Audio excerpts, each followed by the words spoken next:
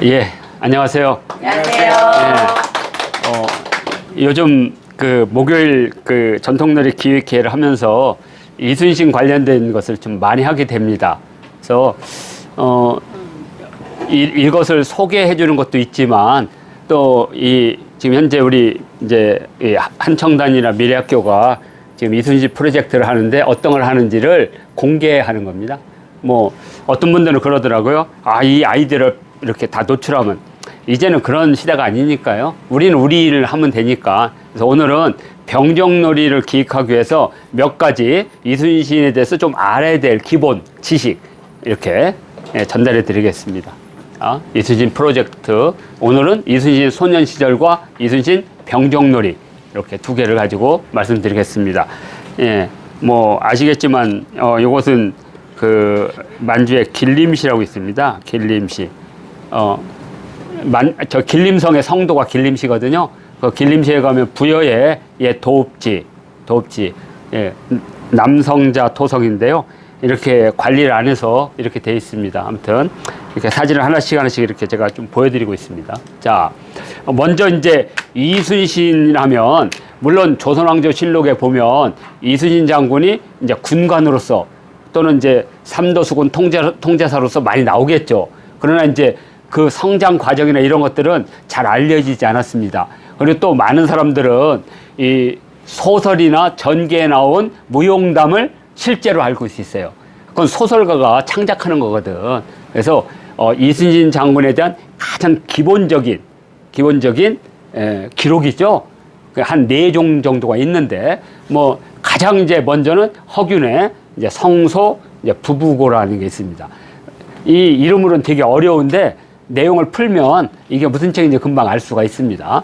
자, 여기 보면 이순신이 이곳 서울 중구 인현동, 예전에는 중부 건천동에 살았다는 것을 최초로 증명해 주는 거예요. 나의 친가는 건천동에 살았다. 이때 이제 허균은 강릉에 있었으니까 나의 친가는 건천동에 있었다. 청령공주 저택의 뒤로 본방교, 그러니까 여기가 이제 건천방이니까 그 방에 다리가 있었어요. 여기 뭐 이것까지 설명은 길지만 겨우 34집 34가가 있었다 이죠. 건천동에 34가가 있었는데 이곳은 국조 이래로 조선이 세워진 이래로 정말 많은 명인들이 나왔다. 대표적인 사람이 김종서, 정인지, 이계동, 양성지, 김소원, 이병정, 그리고 요새는 근세는 이제 요새 그러니까 허균 시대에는 유성룡과 가영 및 자기 집형 가영 및 이순신, 원균이 한 시대다. 그러니까 같은 시간대에 살았다. 이걸 통해서 원균, 이순신, 유성룡이 요 건천동에 같이 살았다. 허균과 함께 유명한 4사람을 이걸 통해서 알 수가 있는 거죠. 그래서 허균 이렇게 되어 있습니다. 그래서 허균의 호를 보면 교산, 그 다음에 학산도 있고 호가 성소가 있어요. 성소. 여기 성소 보고 성소라는 것은 늘 깨어있다, 깨어있을 성자예요. 늘 깨어있다. 그러니까 뭐냐면 늘 깨우친다는 뜻이에요. 어리석음을 늘 깨우친다. 그래서 자기를 겸양하기 위해서 늘 나는 깨우치면서 살아야 된다 해서 호를 성소, 그러니까 늘 깨우치면서 살아가는 사람의 곳, 이겁니다. 성소. 이렇게. 자, 이런 거 있어요. 그래서 성소고 부부는 이제 좀 이따 하겠습니다. 자, 부부는 뭐냐? 이렇게 서로 결혼한 부부가 아니라, 자, 성소니까 나왔죠? 부는 덮는다. 덮을부. 그 다음에, 고는 항아리. 단지. 그러니까 단지를 덮는 거 뭐겠어요? 뚜껑이죠, 뚜껑. 예.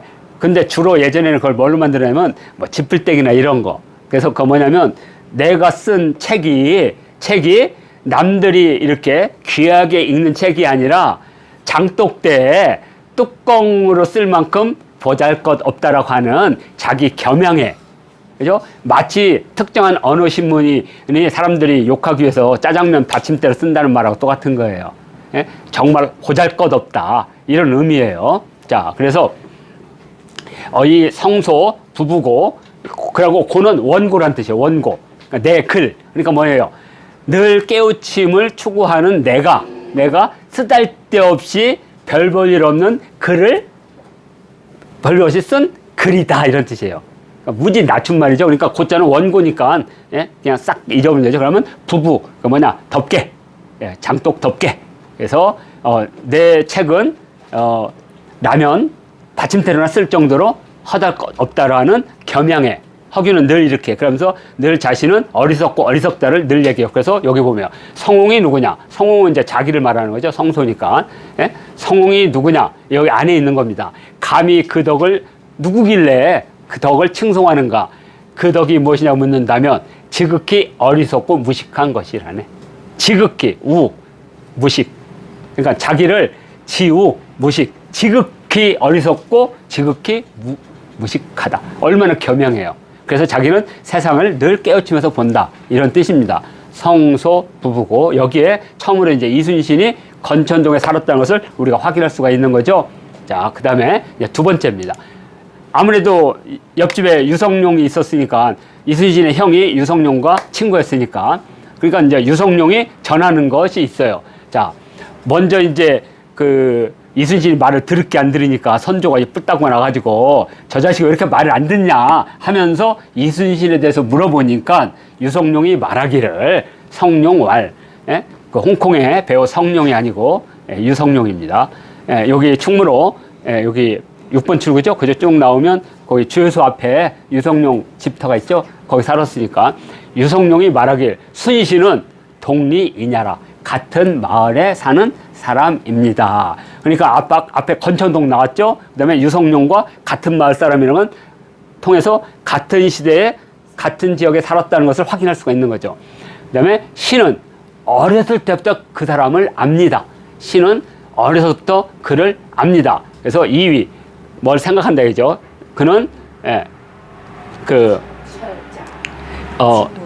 직무를 잘 살필 수 있는 자로 생각합니다. 그러니까 직무를 잘 수행할 수 있는 사람이라고 생각합니다. 그 다음이 중요해요. 그 다음에 평일희망. 평일이라는 것은 뭐냐면 날마다라는 뜻이에요. 그냥 날마다 희망. 희망이란 말이 벌써 여기 써있죠. 날마다 꿈꿉니다. 날마다 희망합니다. 뭐냐? 필위대장. 그러니까 어렸을 때부터 병정놀이 했다는 이걸 통해서 알 수가 있죠. 그러니까 평일희망 필위대장. 예, 이순신 장군은 어렸을 때부터 그냥 늘 꿈꿨다. 뭐를? 나는 무관으로서 대장을 하겠다. 예, 이렇게. 자, 이게 이제 우리가 유성룡이 이순신에 대해서 한 첫 번째가 되고, 이것만 있나? 아니겠죠? 또 있겠죠? 바로 징비록에 나옵니다. 징비록. 예. 과거의 한 일을, 징치해서 때려서, 이제 그런 일을 다시 반복하지 않고 대비한다. 그래서 징비록이라고 하죠. 이 징비록이 30년도 안 돼서 일본에서 출간이 됐다는 거예요. 그럼 일본은 왜 임진왜란에서 패배했는지를 철저하게 연구를 한 거예요. 그리고 200년 만에 그냥 걸어서 그렇지. 우리는 19만이 왔는데 싸워서 내쫓았잖아요. 근데 그냥 우리가 당한 거잖아요. 그래서 당한 거예요. 반성을 못해서. 징비를 못해서.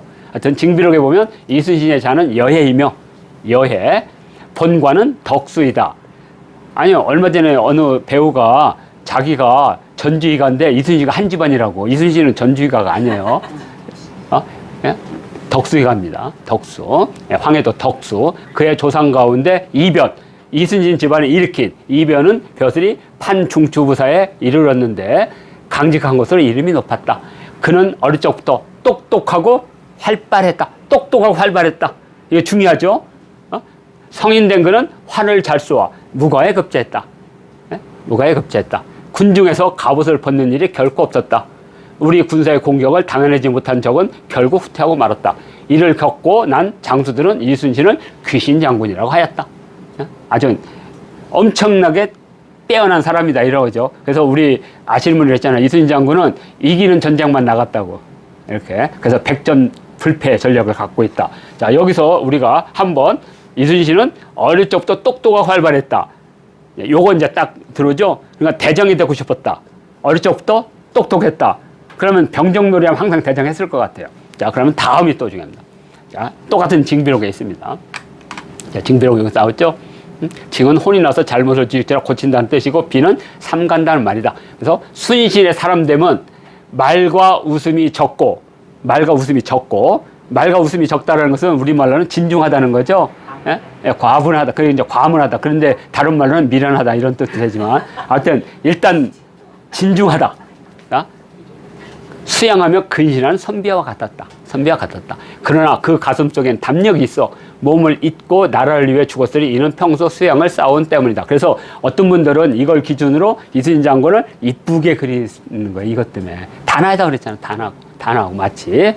근데 그때 그 사람들 생각한 단아와 좀 다를 거예요. 그러니까 우리는 얼굴이 우락부락하면 단아하다고 안 하죠. 근데 그때는 말투나 언행이나 이런 것들을 가지고 아마 이렇게 봤을 거예요. 단아하다. 얼굴이 단아하다. 하여튼. 근데 이제, 엉뚱한 기록이 또 있어요. 어느 기록이 맞는지는 확인해 보세요. 자, 저는 이게 유성룡 그 어르신이 약간의 이렇게 뻥을 조금 넣으신 것 같아요. 왜? 자기가 추천했잖아요. 자기가. 양념을 좀 치신 거네. 그러니까 양념을 좀 치신 거 아닐까. 아무튼. 어렸을 때 봤으니까 단아하게 보였겠죠. 그렇죠. 착해 보이고, 말 잘 듣고. 그리고 백의종군 하러 이제 나왔건 다음날 유성룡 만나러 갔잖아요. 그러니까 유성룡이 볼 때는 참 저놈은 참 내 후배 좀 말을 잘 들어. 싸가지가 있어. 뭐 이런 거. 하여튼 뭔가. 놈은 팔은 안으로. 그렇죠. 하여튼 이걸 보면 이순신 장군은 지금 우리가 영정에서 보는 것처럼 단아하셔.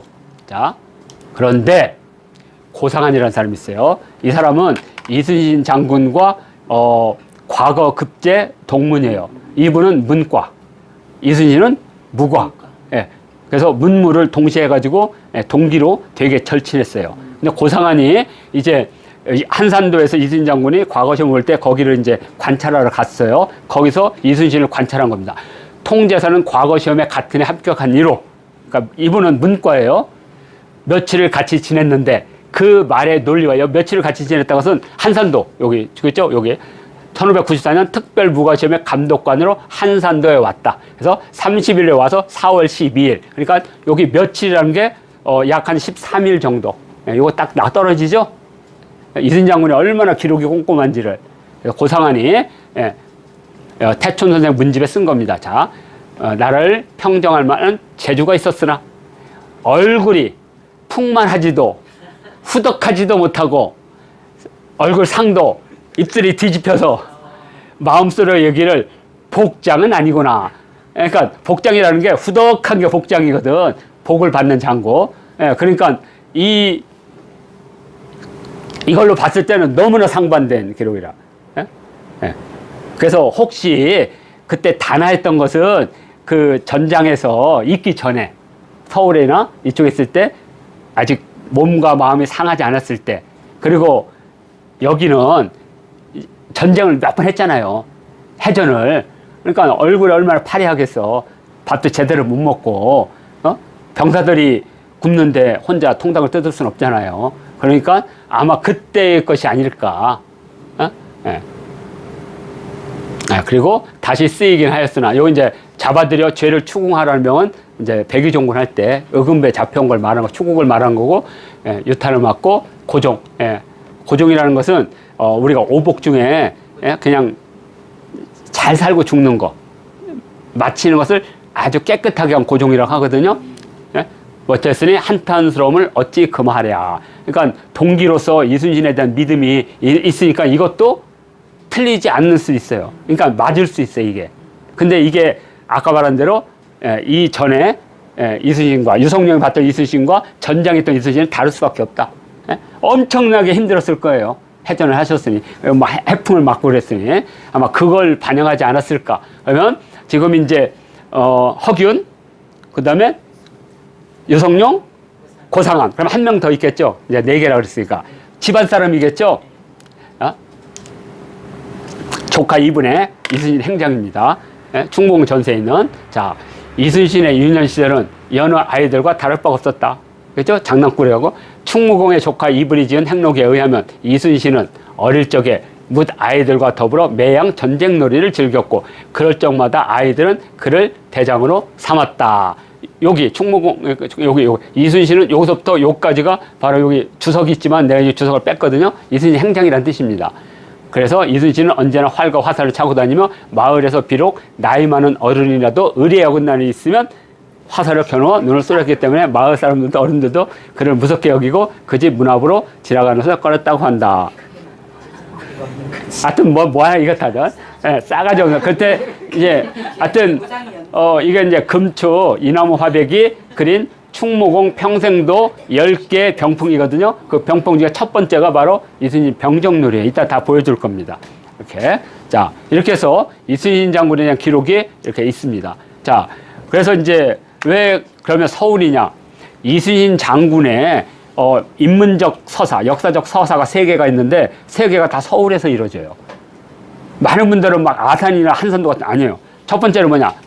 병정놀이 했던 그래서 우리가 어렸을 때 막 나 이순신이다 그래가지고 너희들 원균이 돼가지고 막 서로 싸우고 막 그랬거든요. 예? 그러니까 병정놀이 그 다음에 무가에 응시했다가 말에 떨어져가지고 다리가 부러지니까 버느나무로 이렇게 무가를 응시했던 요거 그리고 하나는 이제 의금부에 끌려와서 여기서부터 백의종군 하는 과정. 그러니까 우리가 흔히 말하는 이순신의 이걸 3대 서사라 그래요. 이게 다 서울에 있다는 거죠. 그 가운데 우리는 요 병정놀이를 좀 더 집중해서 좀 살펴보려고 하고 있습니다. 밑에 있는 건 그냥 제가 놓은 거예요, 그냥. 요거 이순신 축제 무가 전시에